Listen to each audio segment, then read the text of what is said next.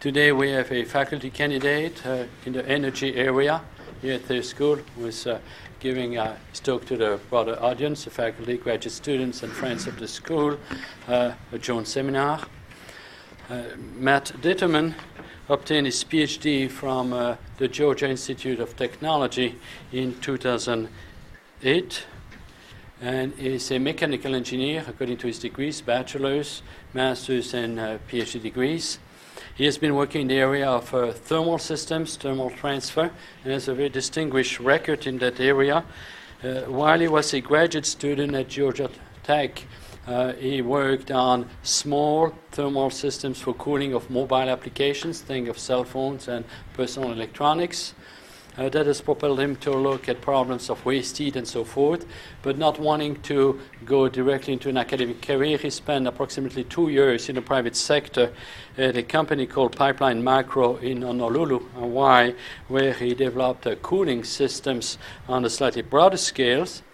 And now back, having returned to Georgia Tech together with Professor Gary Mellor over there, is managing 2 large grants.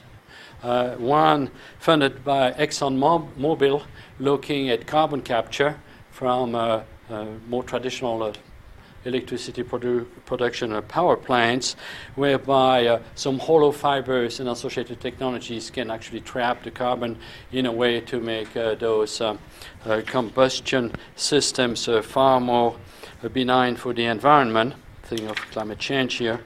And alongside is also spearheading a totally separate but somewhat related project funded by ARPA-E of the Department of Defense on a cooling system that brings essentially the technology that he had applied to microsystems during his PhD at now the larger level of building systems. Today he's going to be talking to us about the more ExxonMobil related project, and the title of his presentation is Microscale Sorption Technologies for Waste Heat Utilization and Carbon Capture. You have the floor. Thank you very much. I appreciate the opportunity to come speak with you all. Again, my name is Matthew Determan. I'm a postdoctoral fellow at Georgia Tech. I'll be talking to you today about actually several research projects, all related to sorption, utilizing waste heat as the driving force to do things like building energy services as well as capturing CO2 or capturing carbon. So I'll give you a brief outline of my talk. I'll start off covering some of these research projects, specifically the work I did in miniaturized absorption component development, as well as the development of microscale monolithic absorption systems. And then I'll also talk about the rapid temperature swing adsorption cycle for capturing CO2 from coal-fired power plants.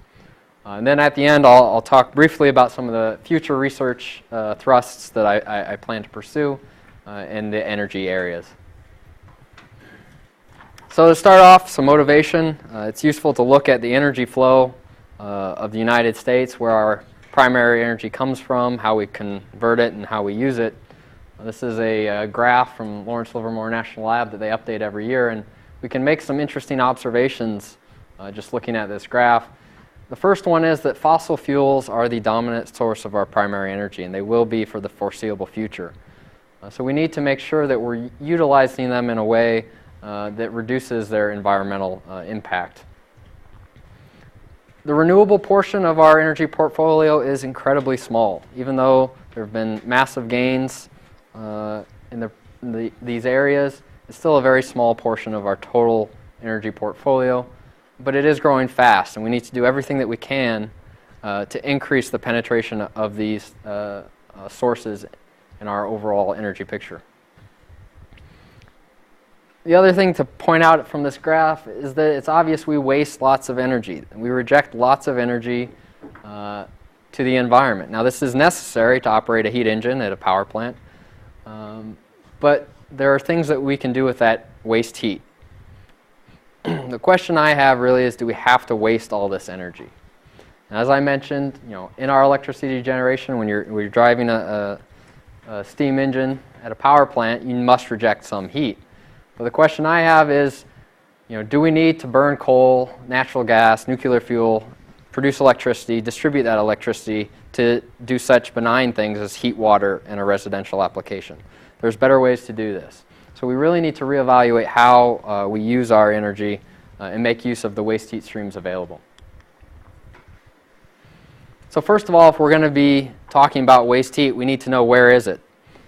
Some colleagues of mine conducted this survey of the waste heat throughout the country, and not surprisingly, it's all located, nearly all located, at point sources at large power generation facilities. You can see it distributed throughout the U.S. here and overlaid on state populations. The big thing I want you to take away from this is to actually use waste heat, it has to be available, it has to be co-located with the end use that's suited for it. So that's one of the main challenges. So that's why I'm really interested in the waste heat driven carbon capture, because we're using the waste heat that's available at the power plants at that location. And the other research areas I'm working on, the developing of microscale thermally activated systems, we're trying to push to more towards a distributed power generation. And one of the main stumbling blocks there is that you need to be able to utilize the waste heat coming off a small distributed power system to provide some heating or cooling. So these systems tie in very nicely with that. So what can we do with that waste heat? In the same survey, my colleagues of mine identified, basically 50% of our primary energy is wasted. It just is rejected to the ambient. And so they said if we can utilize these in some absorption cycles to provide the heating and cooling in buildings or provide some other energy services, they theorized that we could not only recover much of that waste heat, it would substantially reduce our primary energy input. This is about 15% reduction in our primary energy input if we could just utilize some of these waste heat resources. So it could have a really large impact if we're able to develop the components and systems required to use that waste heat. So what do we need to utilize it? As I mentioned, one of the big things is co-location. The waste heat and the end use need to be co-located together. It's too challenging to distribute heat in a large distance. Again, we need the thermally activated systems to make use of it, to convert it into something useful. We need the advanced components to make those systems possible. They need to be small, efficient, inexpensive, and very user-friendly. And again, we need a fundamental understanding of the heat mass transfer processes going on in those components and systems so that we can design them and fabricate them. And finally, we need the incentives to make it happen. So that's a broad overview of the waste heat availability. I'll talk now about some specific research areas I'm working on to take advantage of that resource. First one is a miniature absorption system component. This is some work I did early on in my research career to develop compact modular components. In a typical absorption cycle, I guess let's take a step back, remind ourselves about how we provide cooling in buildings. Typical vapor compression heat pump system, this is what we have in our air conditioners or of our homes and vehicles. It consists of a few components. A compressor compresses a low pressure vapor to a high pressure. It then condenses, rejecting heat to the ambient, expands to a low pressure, takes in heat from the cold sink or the controlled environment, and then it continues through the circuit.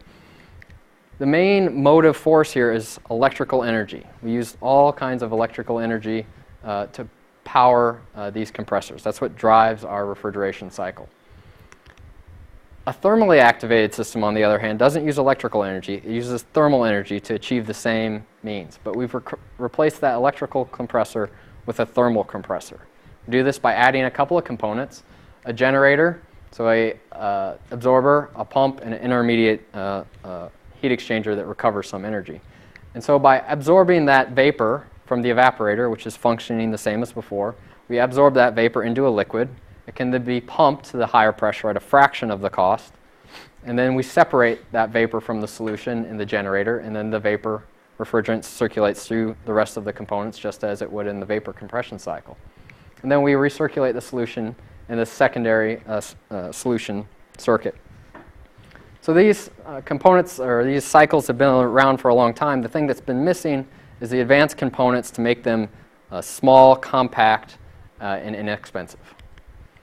So again, the state of the art, if you look at absorption chillers, they're very large, massive systems. Some numbers up here showing the volume and mass per unit of cooling capacity.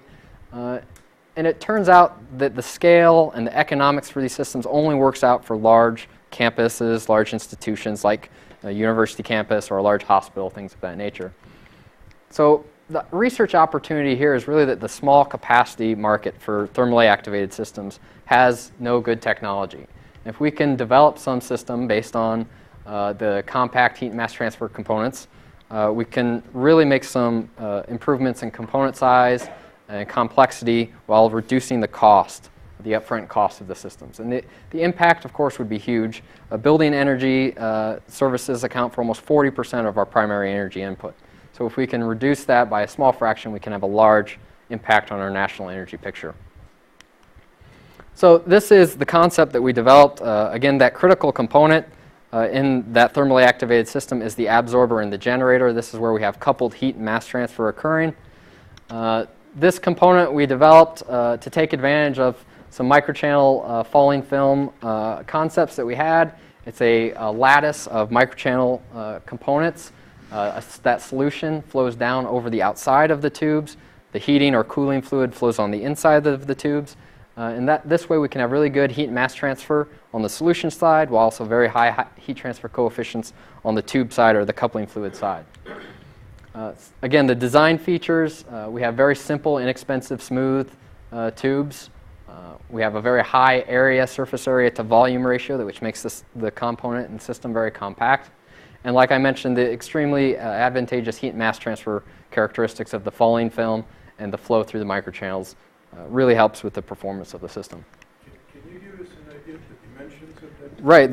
If I go back here, there's some pictures to follow up of the actual component, but the diameter of these tubes is on the order of 1 millimeter OD, and the square area here is, I believe, about 5.5 or 6 inches.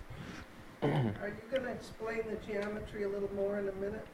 I want to know where the film is that you're talking about. Sure. So the solution flows down over the outside of these tubes, and as it flows down over the tubes, it creates a nice thin film, which is advantageous to heat transfer. You want that film as thin as possible.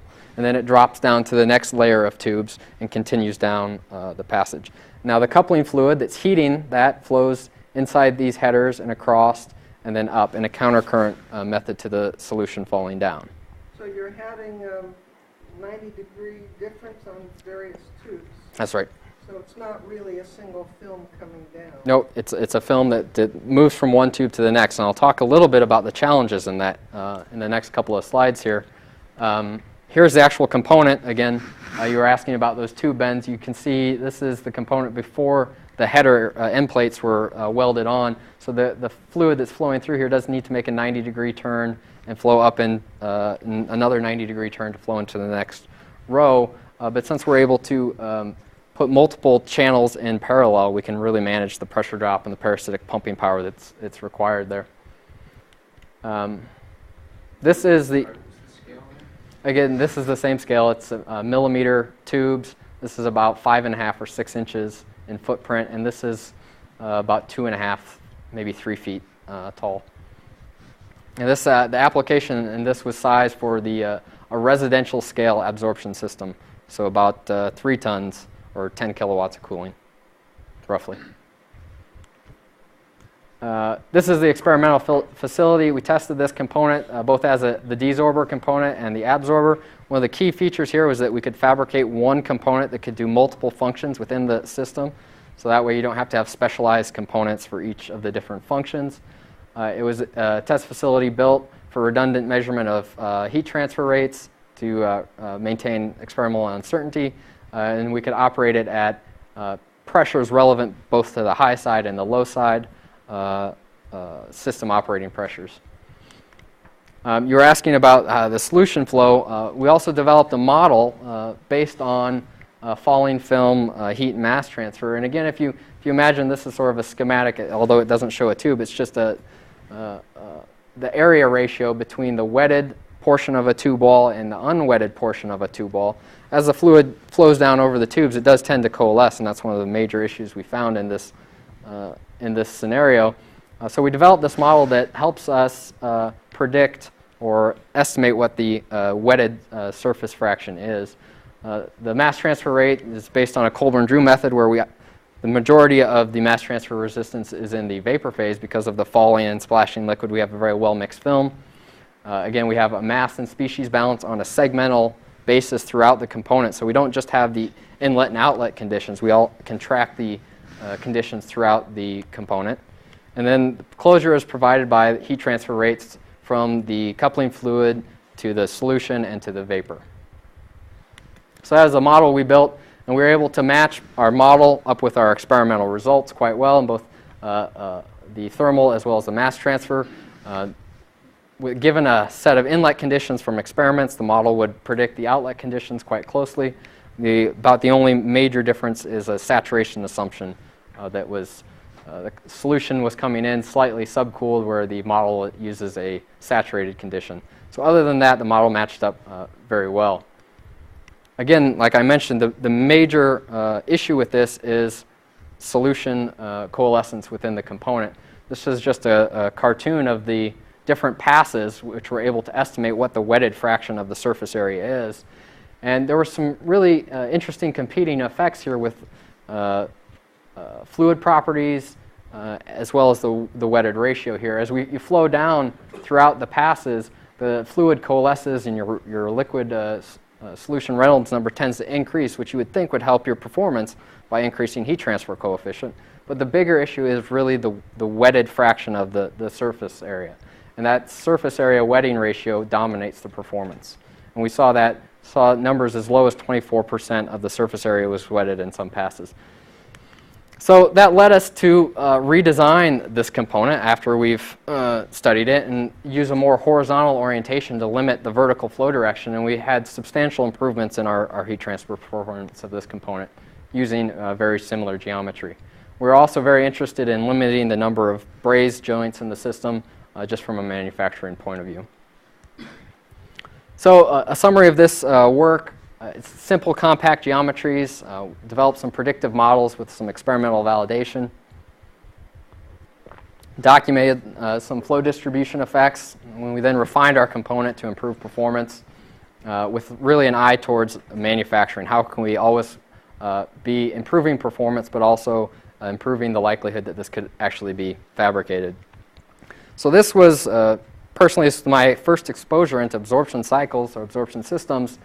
And after working a lot in the external flow, that is the liquid flowing over the outside of channels, I started thinking a lot about, well, could we achieve even better performance if we had a microchannel flow with internal flow components? And so that led us into this next topic of a microscale monolithic absorption heat pump that I'll talk about next. And like I mentioned, these small scale absorption systems, they suffer from a few issues.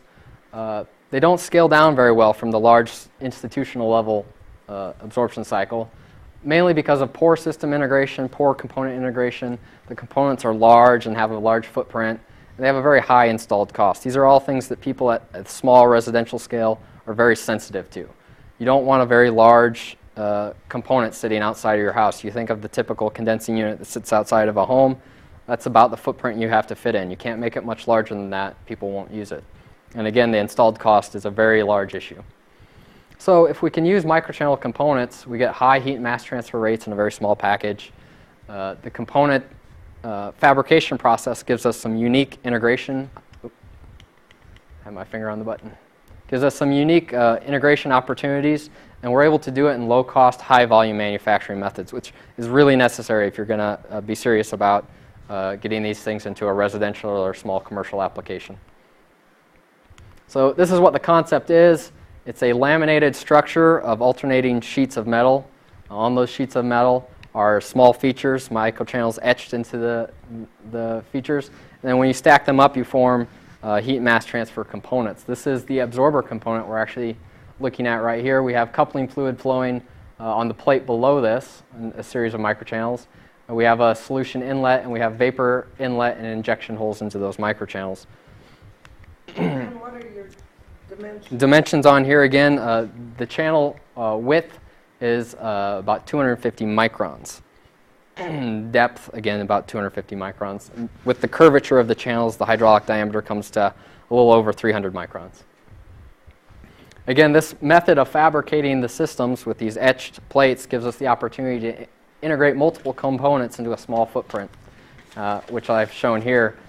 Since each component is fabricated in the same manner, we can fabricate it in one compact device in one manufacturing step.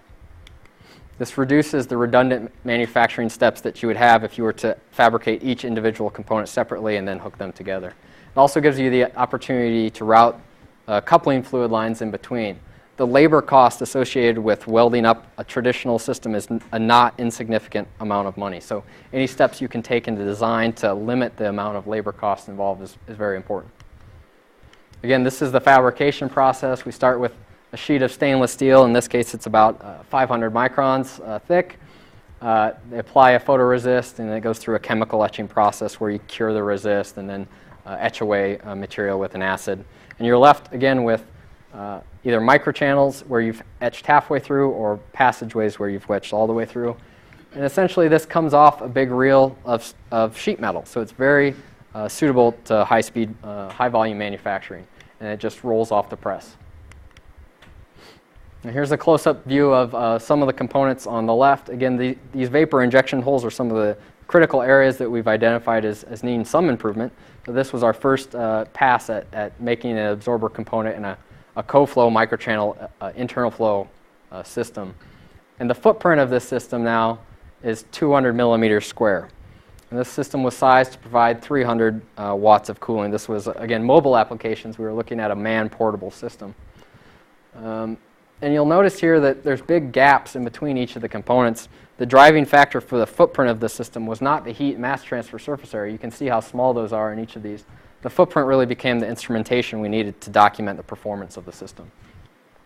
And you can see here, of course, that with such a small footprint and only about 34 millimeters thick, this whole system was smaller than our heat transfer textbook that we use at Georgia Tech.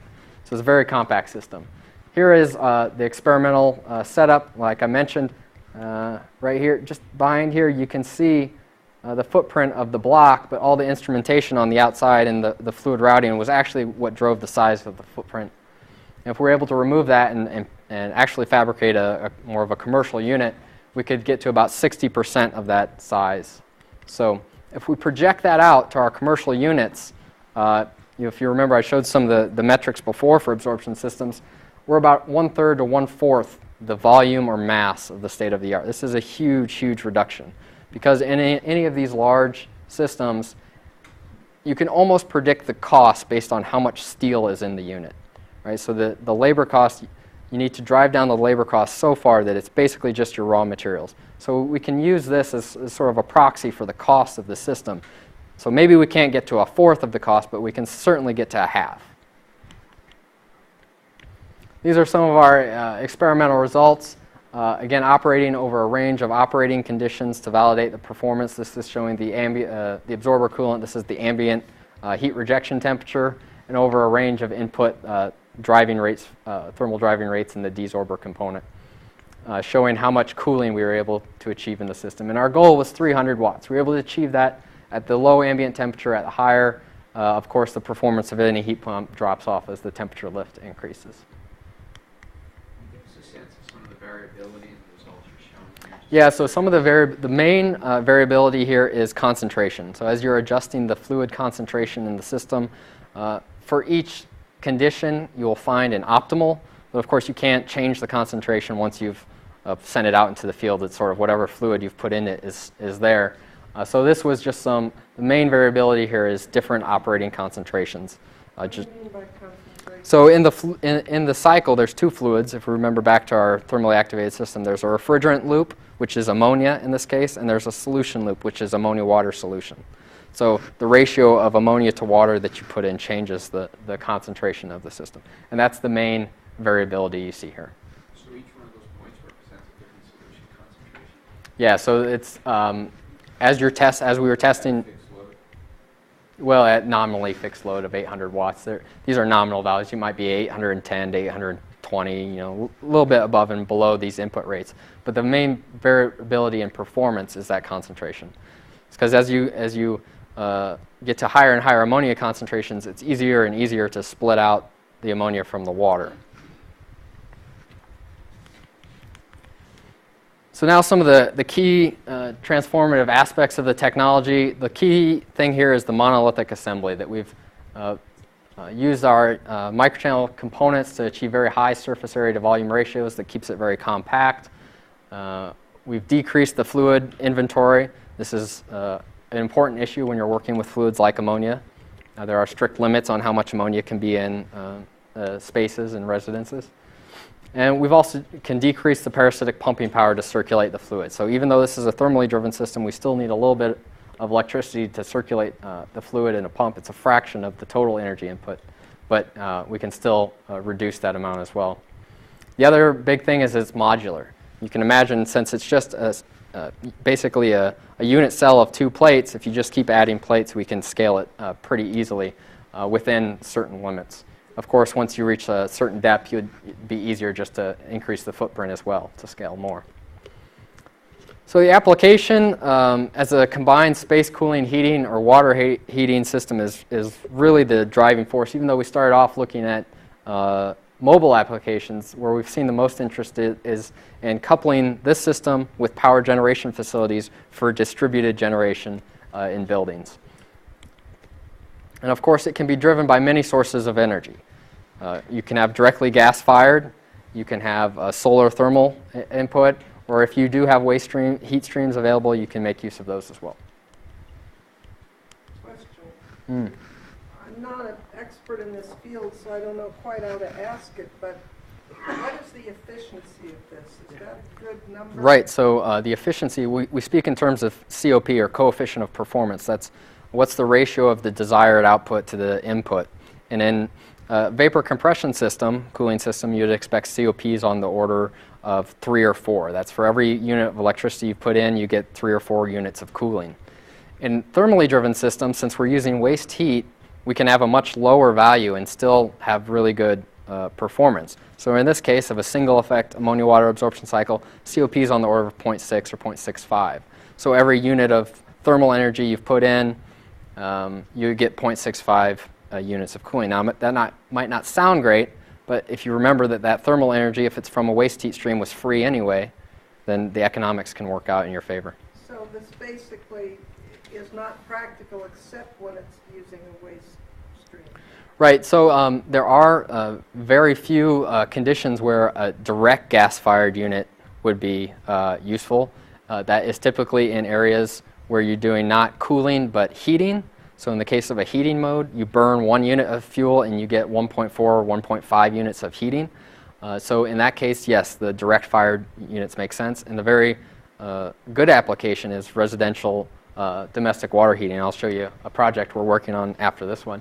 This project we're working on, this is a development. Again, like I said, distributed generation makes sense, especially if you can take advantage of the waste heat. The Army in particular is very interested in this technology because they have lots of mobile generating units, the Power Mobile Command stations. These are sealed units that house lots of electronics to do their mission. So they need to provide all of the electricity to run those electronics, plus they've enclosed it in a biologic protective tent, so they need to cool it as well. So if we could combine our thermally activated system with our current diesel generating units to take the waste heat from the diesel generating unit to provide the cooling, we can really improve their energy efficiency. And we've been working on a project with a small startup company, SMTI, to develop this micro-combined cooling and heating system. Again, like I mentioned, the gas-fired water heater heat pump is very, very attractive. In the last 3 or 4 years, you've been able to go to Home Depot now and buy a vapor compression-driven heat pump water heater. A gas-fired unit would be incredibly useful. Like I mentioned, a typical tank water heater right now, you burn a unit of gas, you get about 0.9 units of energy into the water tank. With a heat pump water heater, you could burn a unit of gas and get 1.4 or 1.5 units into your tank. So this is a huge efficiency improvement. Another big project that we're working on for this technology, this is funded by ARPA-E, is for distributed thermal hubs in buildings to improve energy efficiency. These are heating and cooling units distributed throughout a building that can switch between cooling, heating, and the domestic water heating. Another really exciting opportunity is in onboard waste heat recovery in vehicles. with the air, push to always be increasing the fleet average fuel efficiency, taking advantage of the exhaust heat from a combustion engine to drive the air conditioner, which can be 10 to 20% load on the engine. That would be very exciting. We've also looked at some economic models for this, what we call integrated energy systems. This is a prime mover. We were typically looking at gas-fired engines that generates your electricity, which gets sent either to the grid or to the building that you're in. But then again, you couple that waste heat and you couple it with our thermally activated technology. Again, we're using absorption chillers to provide the cooling, heating, and dehumidification. When you're looking at this, there's a few things. I mean, really understand, does it make sense? It's not just for one person. It's just not the owner end user. You got to make sure the system would make sense for all these other people down the supply chain. The manufacturer has to be able to make a profit. The distributor needs to make a profit. The person installing it needs to make a profit. So you have to meet the needs of each of these individuals along the supply chain to really have the system make sense. And there are many parameters involved. The specific climate of where you're studying it. Of course, New Hampshire is much different than Atlanta. Your heating versus cooling loads make a difference. The building type, size, and use patterns all make a big difference. What's the specific electric and gas rate in your region? There's tax incentives in different areas. What's the distribution network? So there's a huge range of parameters to consider. The one we are focused on most is what's the appropriate scale of the system. And so this is sort of a busy chart. If you imagine for a given building you have a specified heating and cooling load based on use patterns and building design, we wanted to say, well, if we had an absorption cycle, which is shown in blue, and we included some backup equipment in red, what's the right ratio of base load to peak load, essentially? In our electrical generation facility, we have power plants that run all the time as our base load, and then we have peaking plants. This is the same idea here. And it turns out that, as you might expect, the absorption cycle has the best payback when it runs as the base load system. So you want a very small system that runs all the time, and that's when you get the biggest payback. Which plays very nicely into our technology, since right now we're fabricating systems on the order of 1 refrigerant ton. It'd be very challenging to produce the system as large as 10 tons, which you would probably need for a large house in Atlanta to provide all your cooling. So this has been a very interesting project that I started during my PhD work. The initial design, analysis, fabrication was all part of my dissertation in 2008, sort of the prototype demonstration, the fundamental issues we covered. We then went on to scale that system up because we realized, okay, the mobile application may not be the best one, especially the man-portable. Again, we had lots of interest in building energy, so we've been scaling it up with funding from the Army as well as the Department of Energy. Again, the RPE project that was mentioned previously is really focused on the manufacturing issues. We use some sophisticated fabrication techniques in these prototype units that don't scale very well to high volume manufacturing, so we've been looking at new processes there. Georgia Tech has a nice collaboration between the business school at Emory on the other side of Atlanta. It's called the Georgia Tech Tiger Teams. It's Technology, Innovation, Generating Economic Results. What it is, it's a group of business students. They get together with PhD students, and they evaluate technology, try to predict what's going to be needed to further develop that and identify some markets. So we've worked with them as well. Georgia Research Alliance has provided some additional funding for some market identification work. And we've been cultivating a lot of commercial partnerships through the Atlanta Technology Development Center, which puts us in touch with local entrepreneurs, serial entrepreneurs, to provide advice. Again, working with small companies, SMTI, to do some pump development work. And we've got a lot of interest from our local gas utility. As you probably noticed, lots of these systems can be driven by natural gas. So AGL Resources is very interested in providing this. We have a small project with them for a demonstration unit. So this sort of shows how the path towards commercialization has progressed in our lab. And at this point, once our current projects conclude, we're hoping that it's at a point where it can move off, either be licensed to SMTI or into its own startup company. Some of the ongoing work in this area is some flow visualization and microchannel geometries. There are some gravity-driven flows where we have countercurrent flow of liquid and vapor, so flooding is an issue. especially in small geometries. So we're running some experiments there. The manufacturing process development continues to evolve on a weekly, if not daily basis. The pump, I mentioned before that there is the need for a small solution pump to circulate the fluid, has some very interesting requirements. Has to be a very high pressure differential, very low flow rate pump that can handle the corrosive nature of ammonia water. So we've been working on, with that company, SMTI, to develop a custom pump for this system.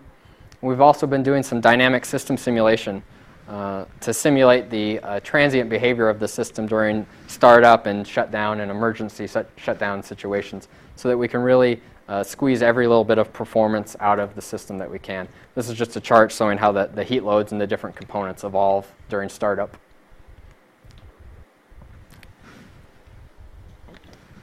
And I'll move on to my work in carbon capture using waste heat.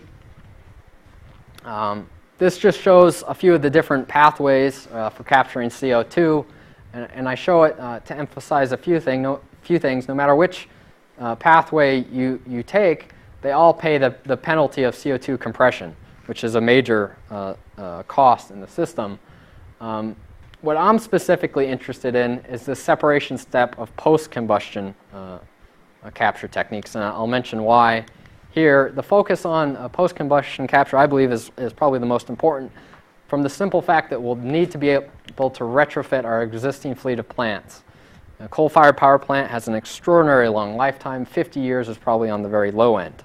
So these plants last a long time. They are not like cars.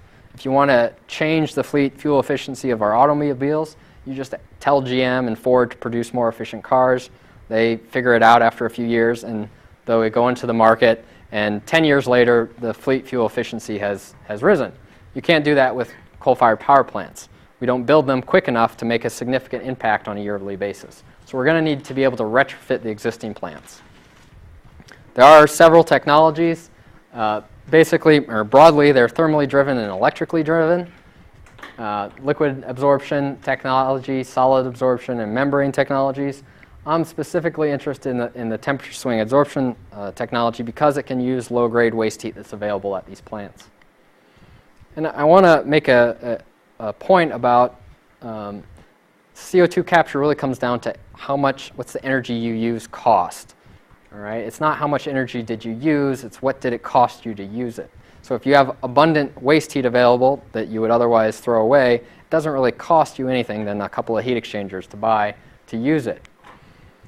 So this is really why I'm interested in the thermally driven systems versus the electrically driven systems. You're not wasting the electricity that you just generated to capture the CO2. So this is the platform that we're using. It's a technology developed in collaboration with the chemical engineering department at Georgia Tech, as well as our sponsor, ExxonMobil. It's a sorbent-loaded hollow fiber. So hollow fiber membranes are used in gas separation, and sense of scale here, this is about 1 millimeter in diameter. Again, about 300 millimeters at the ID. It consists of a porous polymer matrix on the outside, has a very open cell structure that allows fast diffusion, and has a very low thermal mass. The sorbent particles embedded in it, these are particles that will take up CO2 when they're cool, are micron size, so they have very fast absorption and diffusion. And they're in excellent thermal contact with that supporting polymer matrix.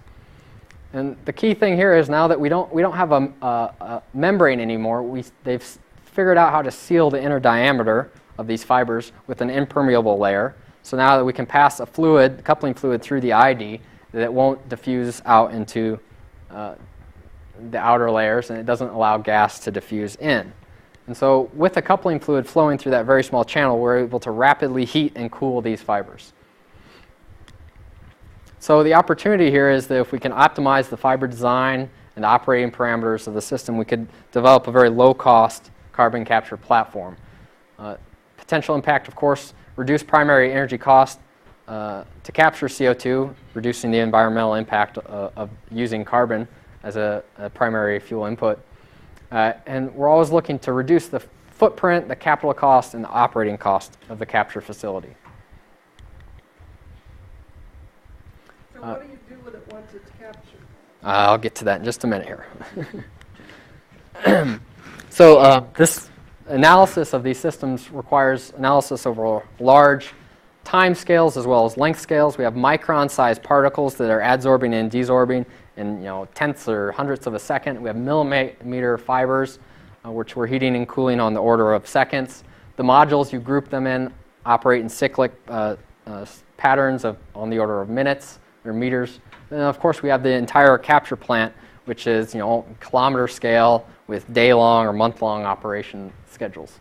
So a broad range of analysis scales is required. The hollow fiber module looks something like this.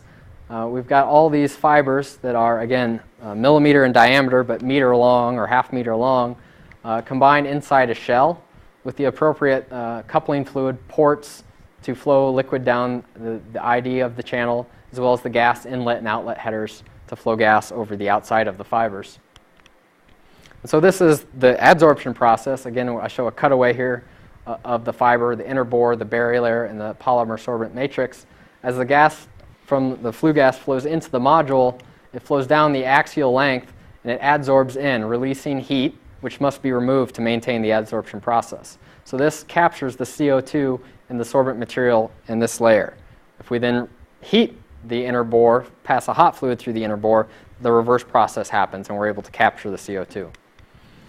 So one of the key issues here now is that we're heating and cooling these beds.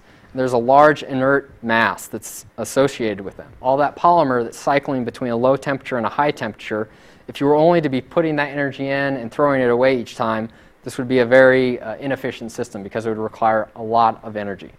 But if we incorporate heat recovery into the system, we can really reduce the driving energy costs. And we do that by setting up a thermal wave that, between the beds. So you can see this represents one module, this represents another. If we always keep one end cold and we always keep one end hot, and then we push the coupling fluid in either direction, alternating during the adsorption and desorption cycles, we can set up this nice temperature wave so that everything leaving here remains hot, and we only have to heat it just a little bit to heat the next module. Everything that's cold leaving here, we just cool a little bit to cool the next module. So this is really important to make sure we minimize the energy input. Even though we're using waste heat, we need to keep the energy input low. Now I showed there a nice convenient 2-module system. Turns out that's not convenient for cycle timing. And what we end up doing is incorporating some hot and cold storage with the cycle. So the fluid leaving, there is essentially a valve here that's triggered based on temperature. Once it reaches a certain low threshold, it gets diverted to the cold storage. And once it reaches the high temperature, it gets diverted to the hot storage. And the decision about when to switch this is based on how much coupling fluid you had to have to move from the cold storage to the hot storage to have a water mass balance. So this really increases the flexibility of the system because, as I mentioned, the cycle timing in the adsorbing phase are different than the desorbing phase to optimize the system. So briefly, this shows the equilibrium uptake for the sorbent material 13X that we use, zeolite 13X that we use. And I'll trace out the path here. There's, again, the adsorption step, a heating step, a purge step where we're flowing inert gas, basically air, over the module to purge it out. And then there's a small cooling step. These are the 4 main steps. But of course, since we're operating in cyclic fashion, we never reach these equilibrium points. The actual performance traces out some path in between those. So the models that we've developed are essentially to predict how this cycle performs in a cyclic steady state fashion. So there's 2 different layers of the model. There's a fiber level model where we're tracking the species and energy transport at the fiber level, and then the module level. First of all, the fiber model results, we can very accurately track the temperature profile in the radial direction during adsorption. We start off at a 45 degree C. We then are exposed it to some flue gas. It starts adsorbing, and as it adsorbs, again, it releases the heat of adsorption, which heats the fiber. If we didn't remove it, we'd see temperature excursions up to 45 or 50 degrees C. Here, with cooling, we've limited that to about 10 degrees C. And it's this fast cooling or adsorption step that really drives the efficiency of the cycle. What I've shown here is the normalized CO2 uptake of a fiber. And if we didn't provide any cooling in the channel, that's the red line here, it'd take a little over 20 seconds for it to reach 95% of its uptake capacity. But just by providing a little bit of cooling in the channel, we can substantially reduce that uptake time. And again, it's this fast kinetics that's the key to the high purity, high capture efficiency system. The next layer of the model is the module level. Again, we're tracking mass, momentum, and species transport throughout the module, the gas phase, coupling that with the fiber level module all along the axis of the system. And we're able, again, to track that temperature wave I was talking about before. Here we see the adsorption step. There's initially a hot at the end of adsorbing. There's the coupling fluid flowing through that begins to cool it, and then there's an adsorbing front that moves through. The next plot shows that same thing, but animated. Here we see the adsorbing front moving through, and then we're going to switch direction and desorb, and you'll see it flow out the other direction as well. So we just operate back and forth between these two cycles. You were asking about what we do with the CO2. Once it's desorbed, the key is it needs to be purified. So we've caught it, now we need to capture it, and it needs to be pure to do that. So you see this is the outlet CO2 mole fraction. During adsorbing, it's low because we're stripping out the CO2, but then when we turn around and cycle it to desorb, it purges out a very pure stream of CO2. And actually, we've limited the capture here so that we have better than 90% output purity. This shows the flow rate of CO2 coming out of the module. Again, during adsorption, there is a small amount that comes out, but we've stripped out the majority of it. And then during desorption, we get this purge of purified CO2 that comes out. And then that CO2 moves down to the compression facility and storage, which is not included in this. But as I mentioned, every capture pathway needs to account for that. So some of the key results from this work. Again, the energy usage is low, lower than other technologies. We're seeing about 2 megajoules per kilogram of CO2 compared to about 5 or 6 for other thermally driven cycles. This is a big advantage, and again, this is really driven by the sensible heat recovery technique that we've incorporated. That includes the compression? Does not include compression. As I mentioned, everybody pays that. We're just looking at the capture and purification. The energy cost, as I mentioned, this is a difference between usage and cost. We're using a low usage and it's low value energy. We're using waste heat, only about 145 degrees C, so we have a very low energy cost. The productivity of the system, how hard can we drive that sorbent material? How much of it do we need? We're seeing very high productivities, 800 versus 60 grams of CO2 per kilogram of sorbent per hour. So this is a big advantage to making sure we have very small, compact systems. This is very important, especially if you're looking to retrofit coal plants. You're going to have to fit somewhere on their grounds. You can't have a massive scale system, so we need to be able to develop a system that has a small footprint for easy retrofit. Again, we have total cost of capture now, very low, low capital expense and low operating expense. So there's still some ongoing work here. The fiber and cycle optimization, which is in the project we continue to work on to try to continue to increase recovery, refine the module operating parameters. We're beginning to look into some product recycling schemes to improve efficiency. I'll talk about that a little bit in the future here. And then as well as looking at some alternative platforms using the same cycle. The collaborators at ExxonMobil are continuing to work on developing new water-tolerant sorbents. This is an issue with the flue gas feed is almost always saturated in water, so the sorbent material needs to be able to handle that, or you need to develop a guard adsorption layer to remove that water first. They're also working on some site-specific economic models to really flesh out, how much is it going to cost to build these modules, what cost is going to be associated with any valves, ductwork, fans, etc. The chemical engineering group at Georgia Tech continues to work on some more robust fiber fabrication techniques and to increase the mass fraction of the sorbent loaded into the fibers. So that finishes up the research areas I've been working on. I'd like to speak briefly now about some future energy research thrusts. So I see myself calling my future laboratory the Future Energy Laboratory, mainly because I want to work on the energy challenges of the future. These include new sources, really paying attention to environmental costs, developing efficient storage, conversion, and use technologies, paying attention to sustainable use of our resources, of which I want to emphasize again, waste heat is a huge resource we need to take advantage of, and always paying attention to the scale of the system or the solution I'm developing so that we can have an impact on our national or global energy usage. So this means conducting research that fuels discovery and innovation in energy sciences, research that fuels economic impact because of the innovative energy technology, and develops a passion in tomorrow's energy engineers. So my research operation is a few steps that sort of combine to this infinite loop of problem identification, looking for opportunities to work on, evaluating the potential impact that any potential technology could have, innovating on both the the component system and level, so that we're taking fundamental studies of heat mass transfer and microchannels and really paying attention to how that scales up through the component to the system level.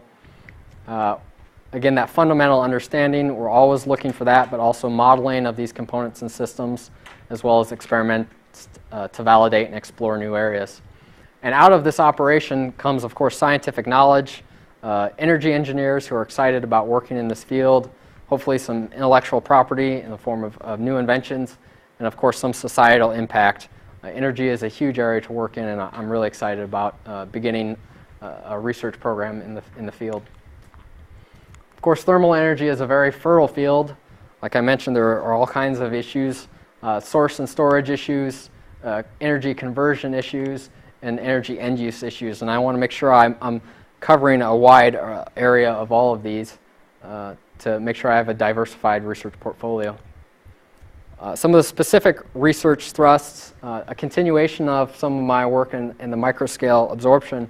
As I mentioned, we've really been on a commercialization path in the different projects. Having identified a few of the key fundamental issues in the internal flow absorption process, I want to step back and spend some time evaluating those and improving performance of these components, specifically on vapor-liquid interactions in these components. We've gotten very good at limiting the heat transfer resistance, but the mass transfer resistance in these components has become an issue, and we need some additional study. The adsorption CO2 work, again, continuing that. As I mentioned, there's some opportunity for new platforms. The hollow fiber membrane platform is interesting and very unique, but there's some manufacturability. It's still unproven. I want to explore some other options to use the same cycle, but with different platforms. Again, the tailings recycling and reprocessing modeling is an interesting area as well. As I mentioned, even though we've purified some of it up to 80%, we've had a limit of 90 or 95% set by the sponsor, so that 80% CO2 we would just have to vent. There's an opportunity to recycle that to improve our capture efficiency. Very excited about some work in grid scale energy storage to help renewable energy sources make a bigger and bigger impact in our national energy picture. The key issue, of course, is storing that energy because it is intermittent. I'm interested in some of the thermal issues in flow batteries. These are systems to store energy not in solid batteries but in liquid form, so that we're able to scale our energy and power densities separately. Some of the key components or the key component, of course, is this reaction vessel, which you want to keep as small as possible because it represents the largest cost of the system. So even if the cycle is operating at 70 or 80% efficient, there's still a lot of waste heat generated, and you need to manage the thermal issues in those components, especially when you're talking about tens or hundreds of megawatt hours storage. And finally, I am originally from Central Iowa, so I'm always interested in ways to use biomass, because if any of you have been to Central Iowa, it's just a sea of biomass. So the main issue that I see in biomass when you're talking about it is that it's such a diffuse resource. Even though it's everywhere, the problem is that it's everywhere. It's not at one concentrated location. So I want to work on some microstructure reactors to essentially store biomass as liquid fuels. But you need to be able to do it in a distributed manner so that you don't have to ship all of that low density biomass to central processing units. So those are the research areas I want to move into. I'd like to acknowledge my advisor, Dr. Garamella, as well as the other students at the Sustainable Thermal Systems Lab, as well as my sponsors and collaborators that I've been working with. So if you have any questions, I'd be glad to take those now.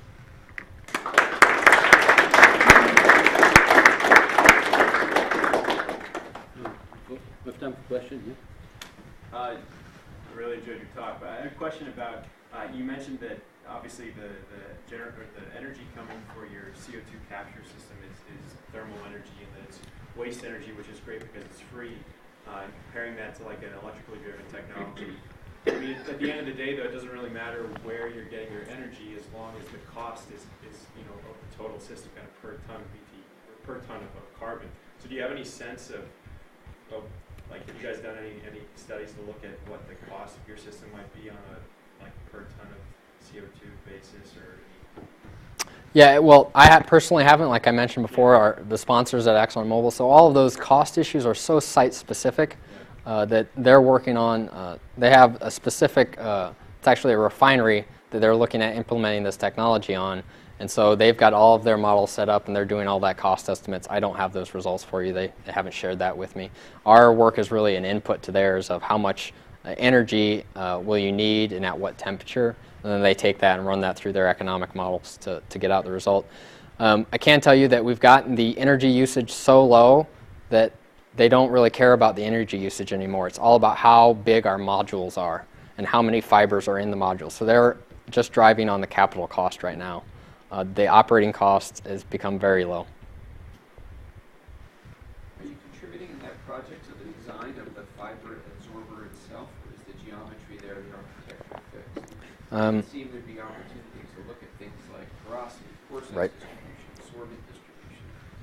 Those are all interesting things. The problem is we can model those, but they haven't been able to fabricate it except in a sort of a narrow range of parameters. So we're stuck with, we'd like to make some changes to their geometry, but our sponsor says, well, can we make that? And the answer has been no, we can't make that yet, so don't worry about that yet. But there is a lot of opportunity in optimizing the fiber geometry and sorbent loading. Again, the higher we can get the sorbent loading, the better. It does reach some limit where the sorbent actually starts falling out. The chemi students that I work with, they call them pixie sticks. They get so much little sorbent material in them. If there's too much and you shake it, all this little powder falls out of them. So there are some limits on what they can actually make. So is the sorbent embedded in the polymer, or is it distributed in the pore space after the polymer's cast? It's distributed through the polymer when they form the hollow fiber. So they mix up a sort of a slurry of this stuff, and then it goes through a spinning process where they spin the fibers out. And the sorbent material is in that, they call it a dope before they spin it. So you're relying on the pore space to open up and expose the sorbent. Right. So the polymer structure is almost just a support. It's just a framework to hold the sorbent material mechanically, as well as allow a thermal connection to the coupling fluid. In the back here first. CO2 capture unit, you use waste heat at 145 degrees for a power plant, but normally the waste heat is at much lower temperature coming out, unless you use a smokestack. So do you sacrifice some efficiency from your power plant? You will, and again, I apologize. This number, this 145, comes from the site-specific model. This is a waste heat stream they have. No use for it at the refinery. As you go to higher and higher temperatures, your capture efficiency does get better and better, but you're taking that energy from somewhere else in the power plant. So yes, you do sacrifice some. But again, like I said, it's so hard to give a general statement because the economics are so site-specific. Down here. I have a couple of questions about the analysis where you talked about the economics of a CCHP system. Okay. One is, did you look at other cooling technologies in that comparison, like desiccant dehumidification-based cooling system? The quick answer to that is no, we did not. This was all focused on this technology. The graph I showed sort of other competing thermally activated technologies, but the model we developed was specifically for our modular thermal hub. So then if that's the quick answer, does the long answer have any sort of general impressions on how that might compare, even if you don't have specifics? The long answer would be, especially when if you're looking at distributed generation, the biggest capital cost becomes that generating unit. Okay, so that generating unit, the gas engine or whatever, the fuel cell that you bought, that's the major capital expense. You need to utilize that resource, which means it needs to run all the time, which is what we found. So despite whatever thermally activated technology you use to capture the waste heat, the main driver is that that system needs to run all the time. My other question about that is, you looked at how the economics worked out. Did you also look at the overall CO2 emissions? Obviously, that would depend on a lot of other variables. Yes, that would. That was hopefully something we were hoping to get at, but this was a short-term, not even a master's student. It was a student from Germany who was on a diploma thesis, so we only had 6 months to work on this project. So we didn't get to the CO2 emissions aspect of it yet. I have a couple of questions. My first one piggybacks on what Charlie asked. So if your absorption cycle is to perform for the base load, it means you need a second system. So you're talking about a two-system unit. And for the cost, so how can you ever justify that this might be practical at the house level? Yeah, so we did incorporate all of the cost into that, especially of what we call the backup units. Those costs are all included. Since you've now shifted the base load, you can substantially reduce the size of your peak load unit. So it gets very small, but you still do need that second unit. The one issue, as I mentioned in my talk, is the space constraint, and I think that's probably the bigger issue than just the cost, because now you've got two systems instead of a nice just HVAC unit in a closet. You may have a little bit larger system. That'll be an issue, as well as installation will become more complicated. So it's hard for us to predict, how many extra hours is it going to take the guy to install it. That can be a significant cost. My other question concerns with the downscaling of the absorption cycle technology. You're dealing with a mixture of liquid condensate with vapor, right? So you have free surfaces. When you scale things down, you get into more and more capillary effects in the fluid dynamics. Is that playing in your favor, or is it becoming a handicap, or is it middle scale you have to avoid? What's the situation? We haven't seen capillary effects become an issue. I mean, they're all pressure-driven flows that override any capillary issues, I guess. We haven't really seen capillary effects.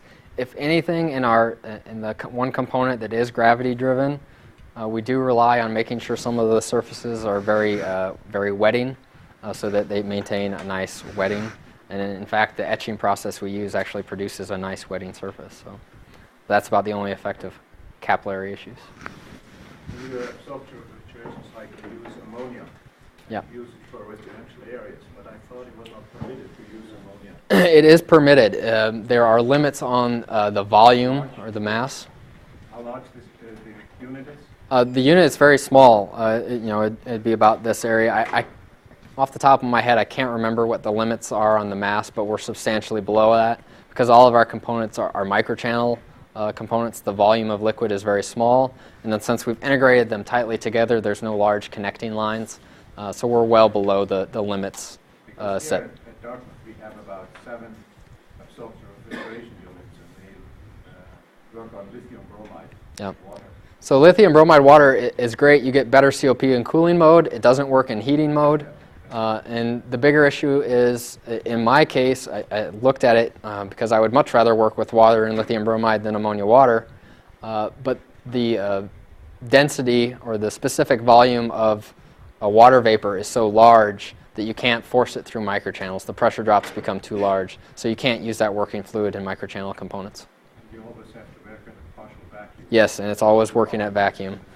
So you always have to worry about non-condensables and purging those on a regular basis. The ammonia water doesn't have that issue.